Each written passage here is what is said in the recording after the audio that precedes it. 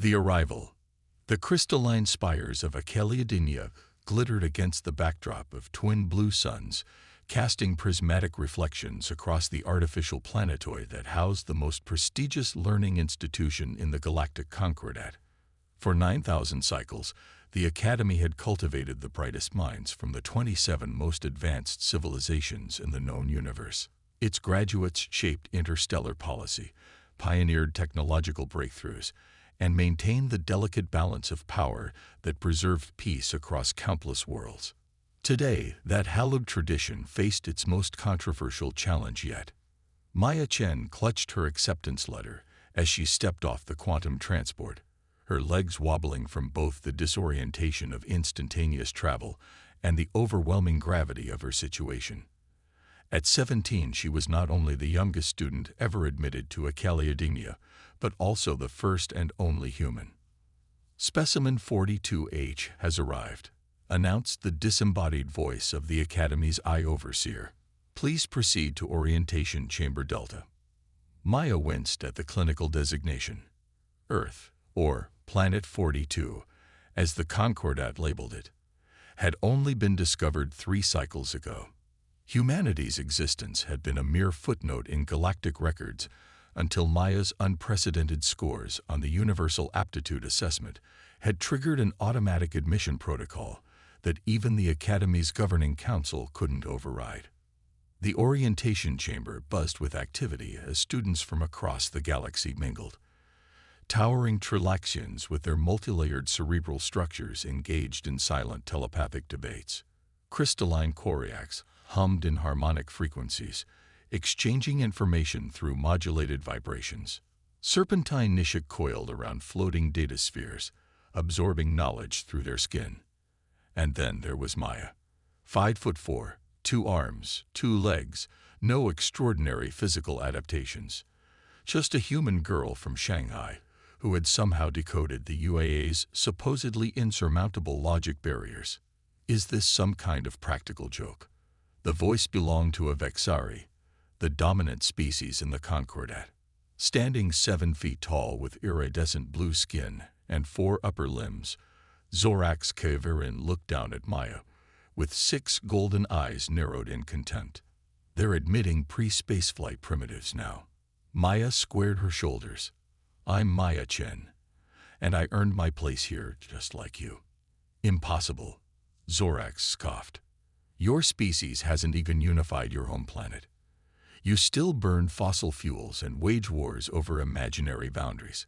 What could you possibly contribute to Achelia? Before Maya could respond, a soft chime signaled the start of orientation. A holographic projection of Dean El-Sura appeared, a being of pure energy contained within a humanoid form. Welcome, brilliant minds of our galaxy. For 9 millennia, Achelia has nurtured excellence without prejudice toward evolutionary origin.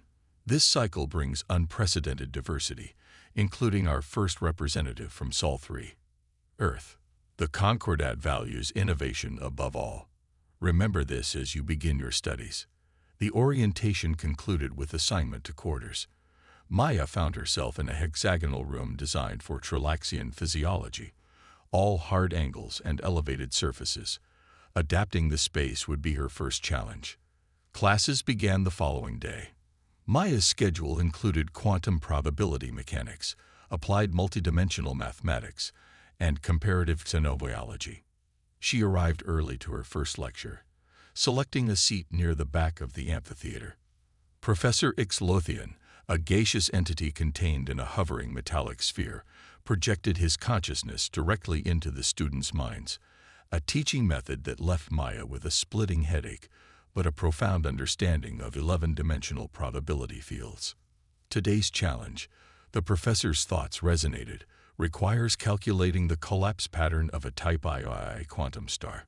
You have 30 minutes to provide your solutions. Data streams flooded into the neural interfaces embedded in each desk. Maya stared in confusion at her terminal. Unlike the other students, she lacked the neural implants for direct interface. She raised her hand. Professor, I don't have the necessary. Adaptability is a prerequisite for success, came the dismissive reply. Solve the problem with the tools available to you. Maya felt panic rising. Around her, the other students were already deep in calculation, their eyes unfocused as equations flowed directly into their consciousness. Maya had only her mind, a basic data terminal, and the stylus she'd brought from Earth. Taking a deep breath, she began sketching on her tablet, while the others approached the problem through standard concordat methodology, using sequential probability mapping. Maya saw something different. She recognized patterns that reminded her of fluid dynamics problems she'd studied on Earth. When time expired, Professor Ix Lothian collected the solutions. He hovered silently for a moment before his sphere pulsed with light. Most of you applied conventional approaches with varying degrees of success. However, one solution stands apart, not merely correct but elegant in its simplicity. The professor projected an image of Maya's hand-drawn diagrams. Specimen 42H has identified a dimensional folding principle that reduces computational complexity by 83%. A murmur rippled through the class. Zorax Kavirin's 6 eyes fixed on Maya with newfound intensity. It's just basic topology, Maya explained, uncomfortable with the attention. If you visualize the probability fields as flowing water instead of discrete particles. Primitive metaphors, Zorax interrupted. A coincidental success. Perhaps, said the professor. We shall see. Over the following weeks, Maya's coincidental successes multiplied. In applied multidimensional mathematics, her approach to solving transdimensional equations cut through conventional methods. In comparative xenobiology, her outsider perspective identified patterns of convergent evolution that had been overlooked for centuries. Each achievement intensified the attention focused on her, some curious, some hostile. The Vexari students, led by Zorax, viewed her success as an affront to their presumed superiority. The Quariacs maintained a crystalline aloofness. Only Nishta, a young Nishik who struggled with the Academy's rigid teaching methods, seemed genuinely interested in friendship. They fear what they don't understand, Nishtat explained during a rare quiet moment in the Arboretum. The serpentine alien scales shifted color as she spoke, reflecting her emotions. Humans are unpredictable. Unpredictability threatens the established order. I'm just trying to learn, Maya sighed. I didn't come here to challenge anyone. Yet you do, merely by existing. Your mind works differently. You see connections others miss. Their conversation was interrupted by the Academy-wide announcement of the Concordat Challenge, an annual competition where students propose solutions to real-world problems facing the galaxy. This year's challenge addressed the growing instability of quantum communication relays across the Outer Rim. Maya hesitated to enter. The competition would only increase her visibility and the resentment directed toward her. But the alternative was to hide her abilities, to diminish herself out of fear. I'm entering, she decided. When the project's submissions were announced, Maya discovered Zorax had also entered, leading a team of elite Vexari students. Their solution involved complex probability matrices and required massive computational resources. Maya worked alone, her approach fundamentally different. Rather than fighting against quantum uncertainty, she embraced it, designing a system that used the very instability of the relays as a carrier mechanism. The day of the challenge presentation arrived. Zorax's team presented first, their solution impressive in its technical sophistication. They concluded to appreciative murmurs from the judges, all leading members of various Concordat species. Then came Maya's turn. Standing alone before the assembly, she felt the weight of thousands of alien eyes upon her. The conventional approach treats quantum instability as a problem to be solved. She began. I propose we view it as a solution in itself. She explained her system using simple visual models rather than complex equations. As she spoke, she could see the judge's initial skepticism transforming into curiosity and then understanding. This primitive suggests we abandon 9,000 years of established quantum theory. Zorax interrupted from the audience. Her solution lacks mathematical rigor and violates 6 fundamental principles of Concordat physics. Dean Elsura raised a luminous hand. Yet her approach works in simulation. Sometimes the greatest innovations come from those unburdened by conventional wisdom. The competition ended without a declared winner, an unprecedented outcome that left the Academy buzzing with debate. Maya returned to her quarters to find a message waiting. The Concordat Council itself had requested further development of her solution. That night, as Maya looked out at the unfamiliar constellations beyond her window, she realized she had shifted something fundamental. She hadn't just proposed a new communication system.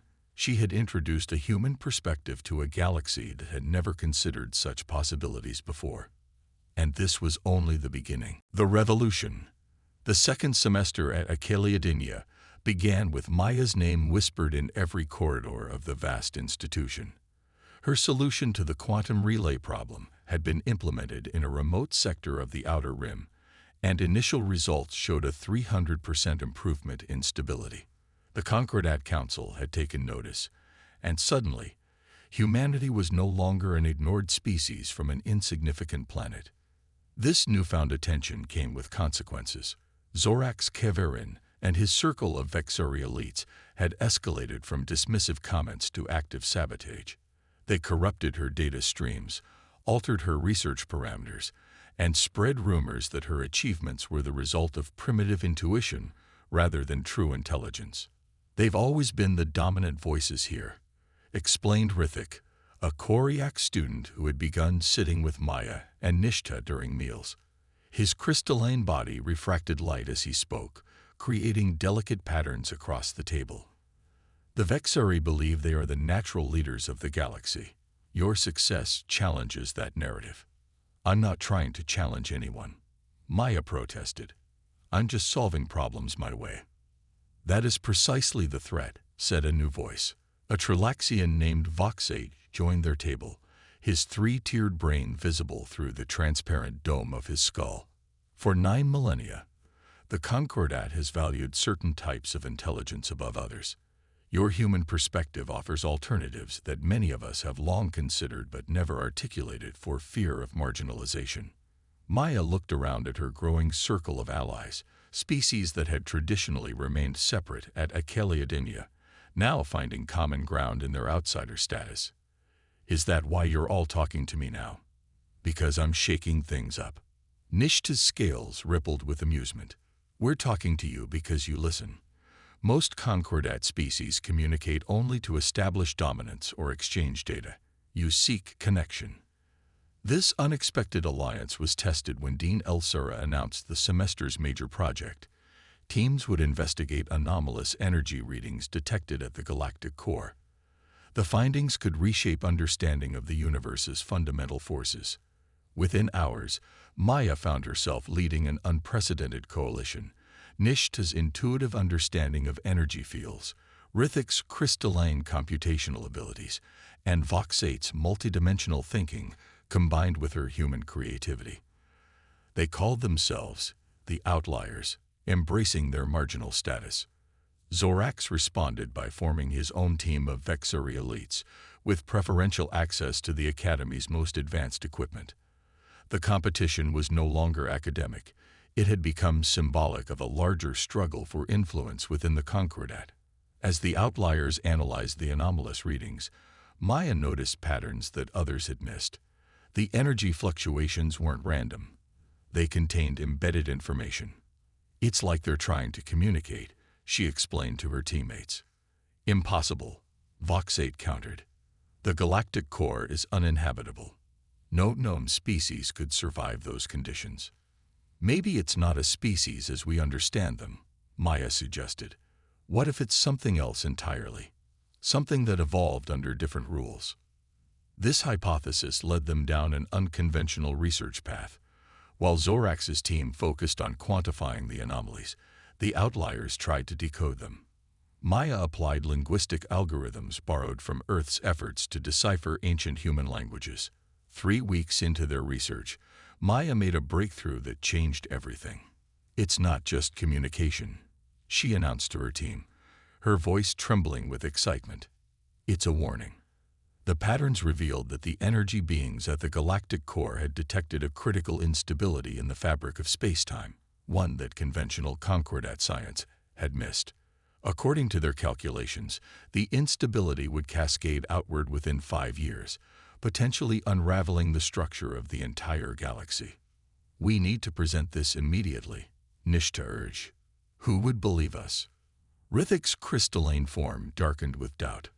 "We're claiming to have communicated with previously unknown entities and discovered a threat that the Concordat's best scientists missed." "We have evidence," Maya insisted. "And we're not just bringing a problem. We're bringing a solution." The Outliers had developed a theoretical approach to stabilize the space-time fabric by creating a network of quantum resonators at strategic points throughout the galaxy. The design incorporated Maya's communication breakthrough with adaptations from each team member's species-specific knowledge. When they presented their findings to the Academy Council, the reaction was immediate and hostile. Zorax led the opposition, accusing them of fabricating both the threat and the supposed communication. "This human has infected you with her primitive superstitions," he addressed Maya's teammates. "Energy beings, space-time unraveling. These are the desperate fantasies of a species trying to appear relevant." Dean El-Sara, however, approached the data with cautious curiosity. "These patterns do suggest organized information, but the implications are too severe to accept without verification." "The verification will come too late," Maya argued. "By the time conventional instruments detect the instability, the cascade will be unstoppable." The debate escalated until Zorax issued a challenge. "If the human is so confident, let her prove it. The Academy has a quantum resonator. Let her demonstrate this supposed communication in front of the entire council." It was a trap. Maya knew the Academy's standard resonator wasn't calibrated for the delicate frequencies needed, but refusing would undermine everything they'd discovered. "I accept," she said, "but I need 1 day to modify the resonator." That night, the Outliers worked feverishly. Each contributed aspects from their own technological traditions that the Concordat had long dismissed as inferior or irrelevant. Nishta's bioelectric sensitivity circuits, Rithik's crystalline harmonic amplifiers, Vox-8's multidimensional perception matrix, and Maya's intuitive interface design borrowed from Earth's musical instruments. The modified resonator looked nothing like its original form. Where Concordat technology favored mathematical precision and standardization, their creation embraced asymmetry and organic flow.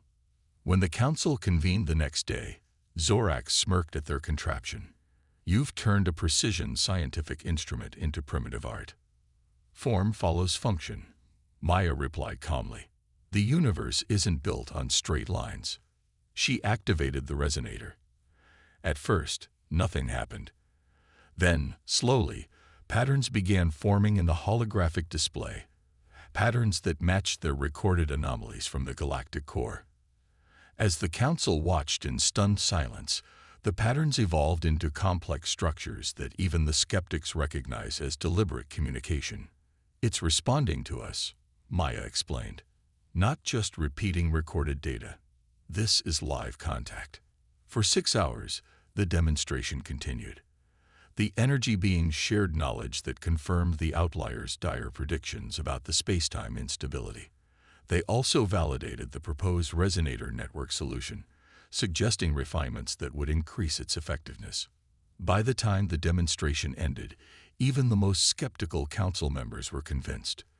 The threat was real, and immediate action was necessary.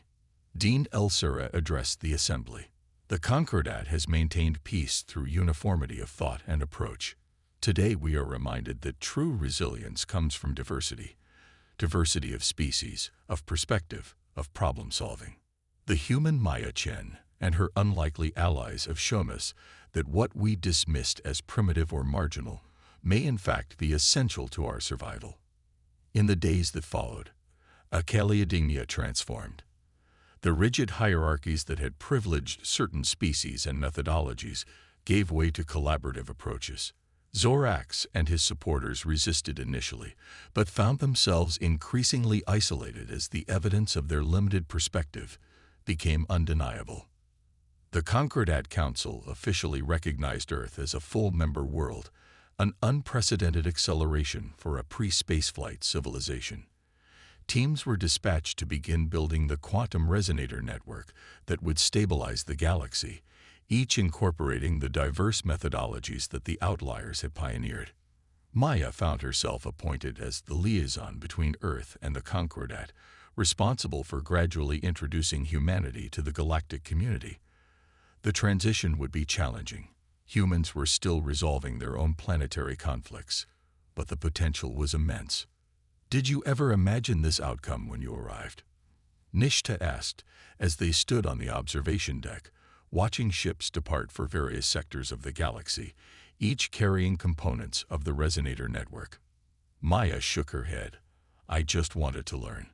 I never expected to teach." "That is perhaps the most important lesson of all," said Voxate. "The Concordat believed it had reached the pinnacle of knowledge. You showed us how much more there is to discover." Rithik's crystalline form sparkled with amusement. "And to think they called your species primitive." Maya smiled as she looked out at the stars. No longer distant and unreachable, but now part of humanity's expanded home. Perhaps being primitive isn't such a bad thing. Sometimes you need to start with fresh eyes to see what's always been there. As news of Earth's contribution spread across the galaxy, other marginalized species began to step forward with their own unique perspectives and solutions. The Concordat, once rigidly hierarchical, was evolving into something more dynamic and inclusive. It had taken one human girl, curious, persistent, and unbound by conventional wisdom, to reveal that the true strength of the galaxy lay not in uniformity, but in the rich tapestry of diverse minds working in harmony. In Acaliadinia's Great Hall, a new inscription was added below the ancient Concordat motto: "Through diversity, we find the paths unseen. Through understanding, we build bridges across the stars." Maya Chen had arrived as an anomaly. She was leaving as a catalyst for change that would reshape the galaxy for millennia to come.